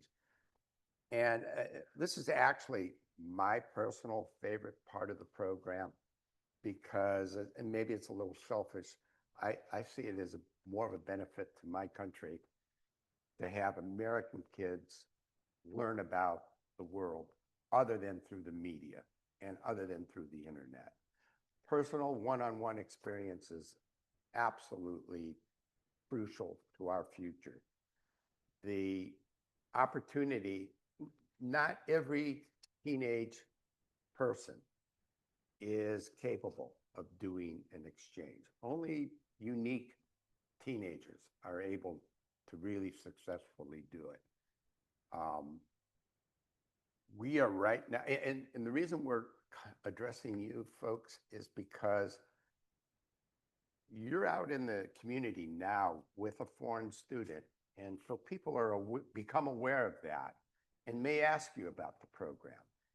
Or your own younger children in your household may get the bite and become interested in doing this sometime in the future. And I would hope that you would be open-minded enough to encourage your child to do this. There are a lot of benefits to the American kids when they do this. When they come back, they have an interest in college. They are a phenomenal asset to the university. And the universities are very much aware of the credentials that these teenagers have. When they enter as a freshman into their university, they are not the typical high school graduate. They now have made decisions. They know how to work in the world. And 9 out of 10 times, they do not become the problem in the university. They're one of the assets to the university. And quite often, the university is very willing to give them scholarships. And many of our students coming back have gone on and gotten scholarships. The other factor about the Rotary program compared to all the other programs, and there are some really, really good programs out there that basically compete for students, but we are not in the same market. Those other programs that call themselves exchange programs actually charge between $17,000 and $27,000 to walk in the door. And then you add on all the travel expenses and daily expenses later on. But that's the walk in the door. Now, our two districts, our 6630, our fee is $1,700 for the long-term program. The 6600 is $1,500 for the long-term program. And what that, probably 80% of that money goes directly back to the student, some benefit, whether it's the required language learning that they have to take, or the orientations, these events overnight, the North Carolina meeting in January. These are all covered under that $1,700 expense, and $1,500 expense. The application process is going on right now. So if you become aware of a 15-year-old or even a 14-year-old who is interested in the program or interested in this idea of studying in another country for a year of high school, encourage them to go to our website and click on the application process for it. The like I said, you know, the cost. This is really, actually, parents have told me I was able to send my boy, my 16-year-old boy, to Germany cheaper than I could keep him here in Hudson, Ohio, because his it cost me $9,000. But I compared that again, and that was $9,000 spread over 2 years, with the majority of that money being a trip he took over in Europe and his airline ticket. But it was spread over, the cost was spread over 2 years. Now, what I looked at when I chose to pay for this for him, his automobile insurance was going to cost me $2,000 a year. And that would have been spread over 2 years. So that's $4,000 right there in my automobile insurance. His prom weekend cost $1,200. So all of a sudden, I'm halfway, 3/4 of the way through. That doesn't count all the Friday night, Dad, Mom, please, can I borrow $70? I promise I'll pay it back. You know, just when you add all this up, it actually was cheaper. It was actually cheaper to send the kid abroad than to keep him here in this country. And they got so many more benefits from it. The short-term program is the other half of this program. I like to see younger kids go out on it so that mother becomes more comfortable with their child going abroad. Many of those short-term students go on to become long-term students. Short-term program is really a family-to-family exchange. It's where Ohio area, our multi-district, matches your family up with another child in another country that you're pretty much, the choices are there, and you get to go to the country that you're more likely to go to the country you want to go to in the short-term program than in the long-term program. But the American student will go over for 4 months and live with the 4 weeks and live with the foreign student. And then the two of them will fly back together to your home, and they'll spend 4 weeks in your home. So it's a two-way exchange. Not a lot of language learning goes on in that, but it's an opportunity for both families and the students to become comfortable with international travel. We've had one young lady who never went on a long-term program because her parents wouldn't let her do that, but she managed to talk them into going 3 years, 3 separate summers for the short-term program. And it was actually great. She went to 3 different parts of the world, and it was just a fantastic. Now, that program for both our districts, $750 for the administrative cost. Now, the transportation cost is extra, but you don't have a lot, you don't have any visa work, none of that stuff is involved in the short-term program because you're not staying beyond the usual 90 days that would require a visa. But the short-term kids can come right now and interact with all of these kids. They get a blazer, they get the investiture ceremony, they get to fulfill this calendar and go to those optional things and required things. So if we've got STEP kids right now, we're gonna bring them in and let them roll with the program. So for their 750, it's still really, really a good deal. And I've had kids do STEP first and then take a break, and then the next year do long-term. I've also had a STEP student say, you know what, I've changed my mind. I want to go long-term. So halfway through all of this, we reconfigured the application, and then they went out long-term. So because they're with these kids and getting to know them, they said, you know what, I think I can do the long-term. Because if mom and dad's gonna pay for the visa and pay for the, passport and all of that, and it's the airfare to go, I might as well do the long-term. So we've had people change ships right away, and that's fine too. We'll work with them. Julio. For the short term. I take it up to 19, 15 to 19. Yeah, the ages are the same. Now, we both, No, long-term is not 19. You can do a Oh, short-term You can 19, do but up to not 18. part 18 and a half, a part departure for long-term. But Yeah. for short-term, I can do a graduated senior, that just turned 19. I can do that. right. And if a graduated senior is under 18, is 18 and a half by September of the year they arrive in the foreign country, they also could qualify. Personally, I'd rather see the sophomore apply and go out during their junior year so that they can come back. But that's kind of a selfish attitude, because then I get a really great kid back there to help me sell the program to other kids. There's the activities over there. All this information, again, is available on the district website. And I guess the most important thing regarding the long-term program is that the application process is going on right now.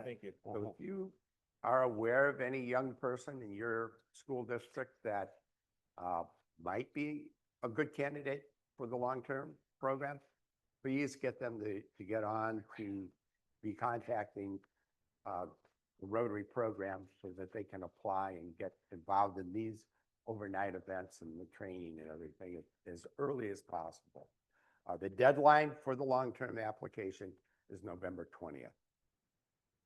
No, I told everybody November 30th is the deadline and for the 15th. We That's have right. more trouble. That's exactly what I said. You just have to date the application being due. Yeah. We said applications are due, and a completed application, please, by November 30th. Interviews are the weekend of 13th, 14th, and we do gap years. I like gap years. I like when I have, president of the Interact Club, valedictorian, already accepted to college, and she wants to do a gap year abroad. And then when she comes back from that gap year, she starts her college program. So gap years are fine also with the school. And I would not turn away a gap year, okay? Our I district just will had not. to go. They're great, but the real benefit is the short termer who comes back to my high school. And He's looking for selling and marketing, Yeah. and we are too. We're looking for these kids to sell the program, and also the host families in the community. I love having my host. I love having the student. It's great promoting the program. questions on anything we've talked about? Yeah, here's just the resource links and everything, and I gave you the calendar events, but yeah, it's time for questions. So You gave them your calendar events are Yeah. like that. we're going to have Courtney put it over. Yeah, so again, You could do if it's not, if it's online. 6,600, everything is online for me. But Well, some of those are shared though, Yeah, activities. Done on theirs as a courtesy, I put 6,600, 6,630. So you don't have a peace conference that's mandatory. It is in 6,600. So if he gave you something that's different from what's on my website, you have to follow 6,600. Well, this is only a picture of a moment in time. You're going to need to check the website, but to plan your year, these dates are going to move a little bit and then be different by district. But yeah, at least you have an idea of how the exchange year goes. All right. So yeah, questions. Open it up. Susan.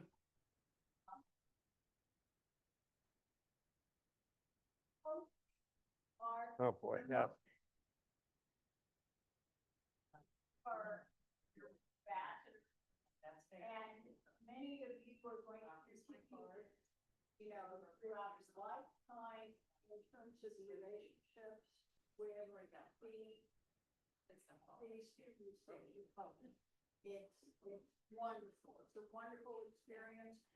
I first went abroad in 1964. So I've been doing this for 61 years and absolutely love it. It's just so enriching, and thank you. We are so committed, you know, to you, because you're continuing these efforts in our country to, you know, be those make peacemakers. Thank you. Way to put it. One more thing from Pat. Yeah, go ahead. Sheila asked me, or Stuart asked me to inquire, if anybody has filled out their baseball. Oh, for the baseball game. Yeah, you got one done? Would give it to me. when you Thank you, leave. Joe. Now, if you have not filled it out and you're going to be looking at it next couple of days, you can print it out and scan it. I want you guys Sign to it, have that. Fill it out, scan it, email it to Stuart. His email address is here at the bottom. Okay. Two. I think that's it. Thanks, you guys. We'll be around for a while if you want to ask questions individually, but have a great year. All right, we'll see you along the way.